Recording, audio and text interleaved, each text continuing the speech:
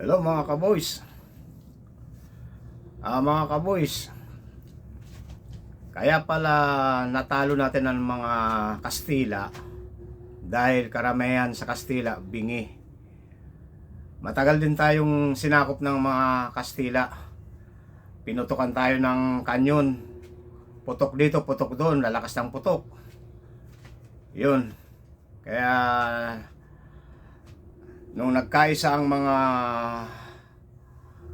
katutubong Pilipino na lusubin ang kampo ng mga Kastila, nung inatake na ng mga Pilipinong katutubo, hindi alam ng mga Kastila, hindi marinig, may pinapana, may sinisibat.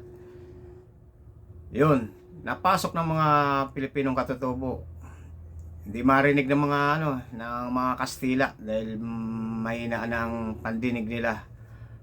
Yun mga kaboys, doon tinalo natin ang mga Kastila dahil karamihan sa kanila bingi. Isipin mo yung inatake tayo ng mga malalakas ang putok. Yun din ang ikinatalo nila dahil sa pagkabingi nila. Ayan mga kaboys.